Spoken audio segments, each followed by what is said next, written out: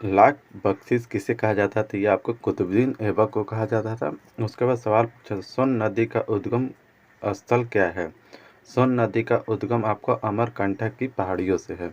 उसके बाद क्वेश्चन पूछा गया था, हिरोशिमा पर कौन सा बम गिराया गया था? आप सभी जानते हैं कि हिरोशिमा पर कौन सा बम गिराया गया था? ये आपको लिटिल बॉय बम गिराया गया था। हिरोशिमा पर आपको लिटिल बॉय बम गिराया था 6 अगस्त 1945 को ये बम गिराया गया था। चलिए और आपको क्वेश्चन दिखाते हैं। जितना मेरे पास क्वेश्चन आपको सही सटीक क्वेश्चन हम आपको दिखा रहे हैं, ऐसा बिल्कुल ही सही और सटीक आंसर करा रहे हैं, कोई इसमें फेक नहीं है। चलिए नेक्स्ट क्वेश्चन है आपका, सती प्रथा का अंत किसने किया था? ये बहुत इंपॉर्टेंट क्वेश्चन है दोस्तों। सती प्रथा का अंत किसने किया था? तो ये विलियम बेंटिक ने 1829 में इसको बंद किया था। उसके बाद पूछा गया था, वायुमंडल में नाइट्रोजन की प्रतिशत कितनी होती है? तो ये आपको 78.8% होती है। उसके बाद पूछा गया था, एक वर्ष में अधिकतम ग्रहण लग सकता है, यानी एक साल में कितना ग्रहण लग सकता है? तो 7 से अधिक या 2 से न्यूनतम। ये क्वेश्चन अगर आप में दिया होगा तो आप जरूर क्लिक किए होंगे। उसके बाद पूछा गया था, अटकामा मरुस्थल किस देश में है? तो ये उत्तरी चिली में है। उसके बाद पूछा गया था, अंतर्राष्ट्रीय मोटा अनाज वर्ष घोषित किया गया था 2023 में, यानी अंतर्राष्ट्रीय मोटा अनाज वर्ष घोषित किया गया था 2023 में। तो मोटे अनाज में आपको बाजरा हो सकता है, चना, गेहूँ, ये सब मोटे अनाज में आता है। उसके बाद पूछा गया था, पीलिया रोग किस कारण से होता है? पीलिया रोग किस विषाणु से होता है, यानी जीव से। तो विषाणु के कारण होता है पीलिया रोग। उसके बाद पूछा गया था, मानव का पीएच मान कितना होता है? जो मनुष्य होते हैं उनका पीएच मान कितना होता है? पीएच वैल्यू तो 7.4 होता है दोस्तों। मनुष्य का पीएच वैल्यू कितना होता है? 7.4 होता है। ये सब आप लोग याद होगा। और बताइएगा कौन कौन से शिफ्ट में ये क्वेश्चन पूछा गया था, क्योंकि हम जो क्वेश्चन मेरे पास आया वही हम आपको कराने की कोशिश कर रहे हैं। तो चलिए नेक्स्ट क्वेश्चन है आपका, जो पूछा गया था, ब्लीचिंग पाउडर का रासायनिक सूत्र क्या है? जी हाँ दोस्तों, ब्लीचिंग पाउडर का रासायनिक सूत्र पूछा गया था। तो ब्लीचिंग पाउडर का रासायनिक सूत्र हो जाएगा CaCaOCl2। ये आपका रासायनिक सूत्र हो जाएगा। उसके बाद पूछा गया था, फ्यूज के तार का प्रतिरोध क्या होता है? तो फ्यूज का प्रतिरोध होता है उच्च प्रतिरोध अनिम्न गलनांक। ये आपका सटीक एक आंसर हो जाएगा। उसके बाद पूछा गया था, प्रेशर कुकर में खाना जल्दी क्यों पक जाता है? ये फिजिक्स का क्वेश्चन है। तो प्रेशर कुकर में खाना क्यों पक जाता है जल्दी? क्योंकि उच्च क्वथनांक के कारण हमारा खाना प्रेशर कुकर में पक जाता है। उसके बाद पूछा गया था, महाजनपद अंग संबंध था? तो ये मुंगेर से था, भागलपुर में। महाजनपद काल आपको मुंगेर से संबंधित है।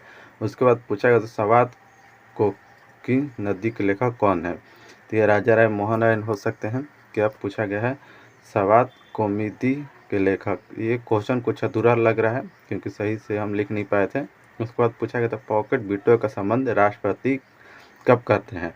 तो पॉकेट बीटो का संबंध आपको भारतीय डाक संशोधन विधेयक के द्वारा जो 1986 में लागू किया गया था। उसके बाद पूछा गया था, मोपला विद्रोह कब हुआ था? भोपाल मत पढ़िएगा, ये मोपला विद्रोह के बारे में पूछा गया था, जो 1920 से 1922 तक पूछा गया था।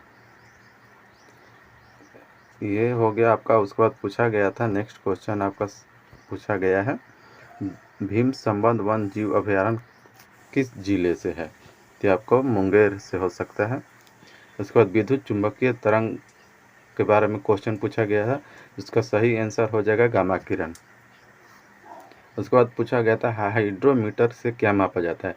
तो आप बताइए, हाइड्रोमीटर से क्या मापा जाता है? तो द्रव का घनत्व। हाइड्रोमीटर से द्रव का घनत्व मापा जाता है। पैरों में दर्द का कारण क्या हो सकता है? ये क्वेश्चन दिया गया था कि पैर में दर्द किस कारण से होता है? तो लैक्टिक अम्ल के कारण हो सकता है, क्योंकि ये प्रश्न अधूरा है पर हमने आंसर लिख लिया था। उसके बाद पूछा गया था, आम के खाने का योग भाग कौन सा होता है? जो आप आम खाते हैं, आम का फल, उसका कौन सा भाग हम खाने का उपयोग करते हैं? तो मध्य भाग। जो आम का गूदा होता है उसे मध्य भाग हम बोलते हैं। उसके बाद पूछा गया था, रेडियो की खोज किसने की थी? रेडियो की खोज आपका मैडम क्यूरी ने की थी। उसके बाद रबड़ का आविष्कार कौन किया था? H.A. थ्योरिन ने किया था। उसके बाद पूछा गया था दोस्तों, आपका नेक्स्ट क्वेश्चन था, वायुमंडल किस मंडल में उड़ता है? वायुयान किस मंडल में उड़ता है, यानी जो हमारा प्लेन उड़ता है वो किस मंडल में उड़ता है, ये आपको समताप मंडल में उड़ता है। आप यहाँ पर देख सकते हैं आंसर हमने लिख लिया है। यही क्वेश्चन मिला हुआ था, जो मेरे पास क्वेश्चन आया हुआ था, जो मैंने यूट्यूब से इकट्ठा किया था। ये सभी क्वेश्चन आपको 21 तारीख के शिफ्ट में पूछा गया था। ये ऐसा नहीं है कि हमने अपने मन से क्वेश्चन कराया है, ये नहीं है दोस्तों, बिल्कुल सही और सटीक हमने क्वेश्चन कराया। अगर आपके ये शिफ्ट में क्वेश्चन आया है तो ज़रूर मेरे वीडियो को लाइक सब्सक्राइब कीजिएगा और कमेंट करके ज़रूर बताइएगा कि कितने सारे जो हम क्वेश्चन कराए हैं, कितने आपने सही सही आंसर क्लिक किया। उसके बाद हम आपको कटअप का लेकर एक अलग वीडियो बनाएंगे कि आपको लगभग कटअप कितने रहने वाला है। अगर आपके शिफ्ट में समझ लीजिए कि क्वेश्चन नॉर्मल है तो कटअप हाई जाएगा, अगर आपके शिफ्ट में क्वेश्चन हार्ड है तो कटअप नॉर्मल ही जाने वाला है। तो 18 तारीख को जो एग्ज़ाम हुआ तो उसमें तो क्या बताएं कि उसमें आपको हिंदी और जीएस जीके का क्वेश्चन बहुत ही सिंपल पूछा गया था, पर 21 तारीख वाला में कुछ हार्ड था। तो अगर आप सही से तैयारी किए होंगे तो आपका ज़रूर निकल जाएगा और आप फिजिकल की तैयारी में लगे रहिए दोस्तों। चलिए, आपका जिनका भी 25 और 28 तारीख एग्ज़ाम हो अपने तैयारी में लगे रहिए और क्वेश्चन देखते रहिए कौन से सब्जेक्ट से कितना क्वेश्चन पूछ रहा है और आप उसी हिसाब से तैयारी कीजिए, अपनी तैयारी को बेस्ट दीजिए दोस्तों। चलिए, यही जानकारी देना था। अगर ये आपको ये क्वेश्चन सही लगा हो और समझ में आया हो तो वीडियो को लाइक सब्सक्राइब जरूर कीजिएगा। चलिए, मिलते हैं नेक्स्ट वीडियो में। जय हिंद।